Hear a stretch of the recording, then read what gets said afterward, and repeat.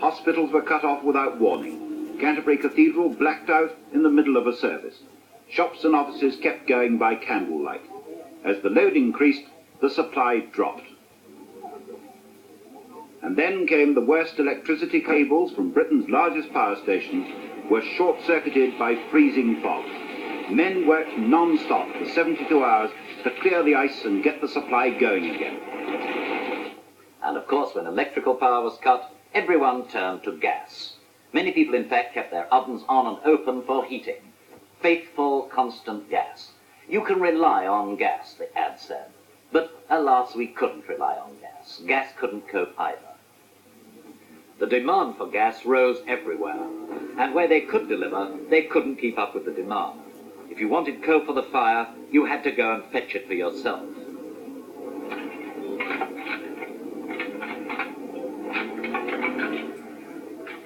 Reserves at the coal yard shrunk. The solid frozen heaps got smaller, and the demand became more desperate.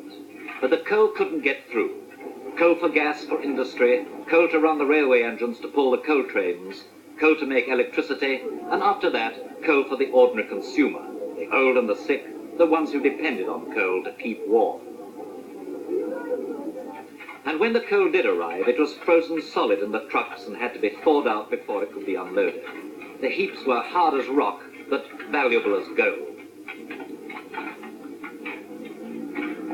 British Railways introduced a coal lift. 20 special trains carrying 650 tons each shuttled backward and forward to the south of England.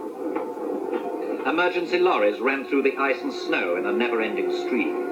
As a coal board official said, we were on a knife edge. Crisis, crisis, crisis. What would have happened to the country if the freeze had gone on for another week? We shall mercifully, we hope, never know. On January the 25th, warmer air moved in from the Atlantic to cover Scotland, Northern Ireland and Northern England. And by the morning of the 26th, covered the whole of Britain. And that was the thaw. We never thought slush could look so beautiful.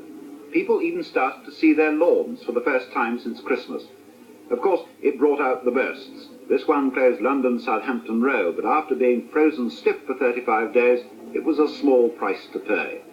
It wasn't even the fast, dangerous thaw we'd been warned of. It was slow and mild. It seemed too good to be true. It was too good to be true.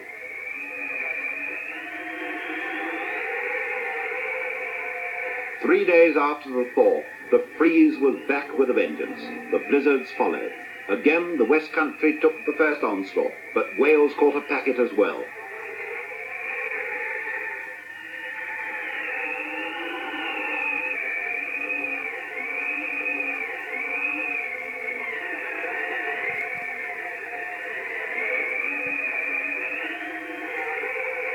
When the blizzard stopped, we took stock again and found it was worse than ever.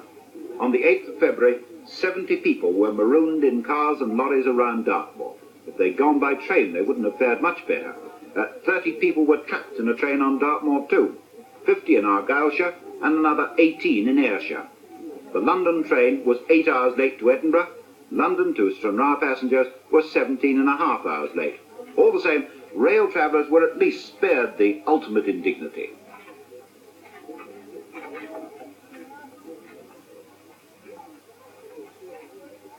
All over Britain, motorists and highway authorities started digging out yet again. This time, it was worse than ever before. Again, 200 main roads were blocked, and now not 90,000, but 130,000 miles of highway were obstructed by snow, most of them paralysed. Scotland and Cornwall were completely cut off. Again, there were large-scale rescue operations. The chief one was the relief of Whiddon Down. This party of Royal Marines from Lympstone were digging their way to the village where 100 motorists and lorry drivers who'd abandoned their vehicles had taken shelter from the blizzard. When it was over, 5 feet of snow had fallen, and it was known they were desperately short of food and blankets and that the power had failed. Whiddon Down wasn't equipped to take on 100 cold and hungry visitors. The Marines couldn't get through on the first day, and nor could the snowplows. It was learnt that most of the castaways were spending the night in the village schoolroom. Next day, the snowplows were at it again. By the time the clearance squads got through, 100 drivers had had a night to remember. It was the night when the southwest broke another weather record. Snow on the ground for 45 consecutive days. But by now, the hard-hit southwesterners were being warned of another new danger, a quick thaw with high winds and floods. The floods came.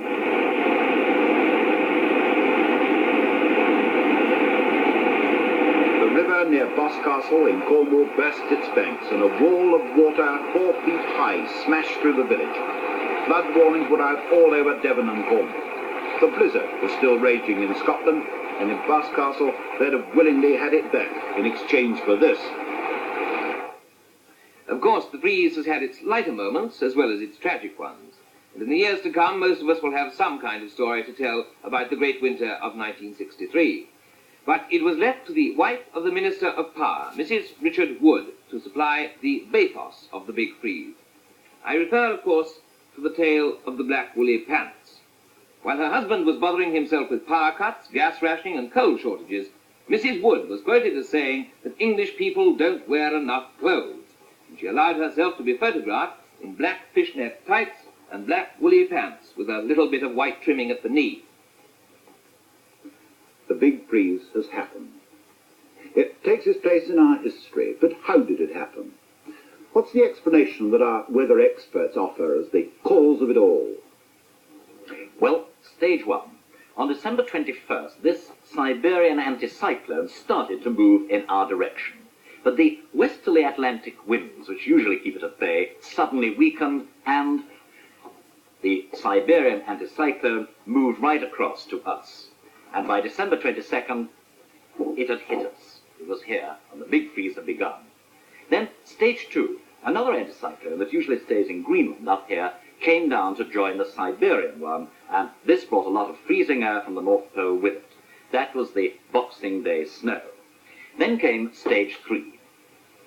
The weekend after Christmas, our belt of warm air tried to get up from the south, but by now the cold front here was so dug in that it beat back the warm air. The result of this was a clash, and the blizzard, which particularly struck the southwest.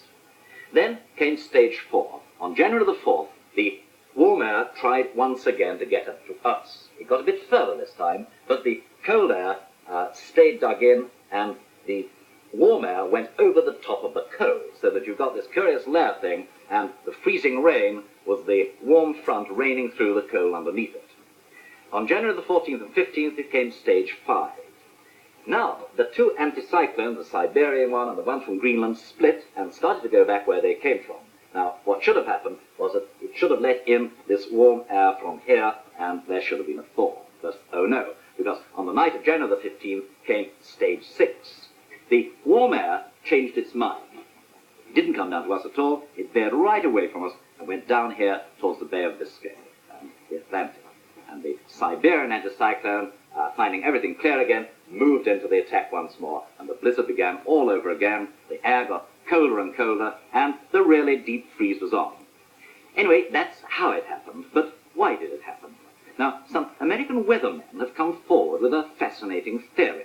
If you remember, what started the whole thing off was those westerly winds. They should have kept out the Siberian anticyclone, but they didn't. Why didn't they? Well, the Americans say that the reason is to be found here, in the Pacific, of all places, near Hawaii. There's a patch of Pacific Ocean, hundreds and thousands of square miles, that suddenly last summer got unusually warm and has stayed like that during the autumn and winter. As a result, so much moisture has been sent up into the atmosphere here that it switched all the upper air currents and exaggerated their north-south swings, so that the cold air's been sent up first up the north and then plunging down right down here to the south. In fact, the Gulf of Mexico has had an unusually bad winter, and swung up again and then down, descending on Europe. So they say we can blame the freeze-up on the Hawaiians. And what has the big freeze cost? First, in human life. The latest unofficial estimates for this country put the death toll at 120, directly attributable to the very cold spell. Severe weather filled the nation's hospitals, and in the London area, the emergency bed service's red warning was in operation. Hospitals refused routine admissions so as to cope with emergencies. Babies and old people were particularly hit by the intense cold, but on the other hand, the rest of us have evidently had fewer common colds and flu this winter. Insurance claims for snow and ice damage are expected to top £15 million. The road clearance bill is expected to come to over £20 million. It's £3 million at the most on average. And millions more will have to be spent in repairing the roads and motorways cracked by the freeze. Building and construction work has, of course, been at a standstill. In all, the interim estimate of the physical costs of the nation is said to be £150 to £200 million, and many believe this to be an underestimate. But what the big freeze has shown is that the country is simply not geared to meet an abnormally savage winter. Techniques of snow clearance don't seem to have advanced much since the Ark, let alone since 1947, the last major freezer. Many authorities still don't stockpile much rock salt, although a process has been developed for storing it in the open without it caking. Again, most county and borough surveyors are still saying that the expense of mechanized snow clearance isn't justified, although the cost of the most sophisticated piece of equipment is tiny compared with the millions this winter has already cost us. A big snowplough and blower, for instance, costs £7,000. And now that the power cuts are, we hope, behind us, are we going to forget about that gap in our electricity supply? When pushed to it, at the height of the power crisis, the electricity people said it would need £90 million, the price, incidentally, of 2 Polaris submarines, to close the gap and give us a small margin of safety. Spreading this capital cost over 25 years, which is the normal accountancy procedure, it shouldn't add more than 7p halfpenny in the pound on every electricity bill, just the price of 4 candles. And what good has come out of the big freeze? So far, at least, one piece of parliamentary legislation is in the offing, and that is a long-last compulsory freeze-free domestic water system, interior plumbing, lagging, and so on. But only for new homes. It won't affect the 14 million old houses. Apart from that, we can only hope that the public and local authorities who are caught with their pants down will pull their socks up, if you see what we mean. For the rest of us, it's probably cured us of dreaming of a white Christmas for the next 10 years or so. And for the history book, there's one more spectacularly cold winter to set beside the famous ones, like AD 764, 1684, 1740, 1881, 1940, and 1947. During the day, it's been snowing in most of southern England and Wales, and we're told it's freezing too. But at least we've been through the big freeze of 1963. Part 1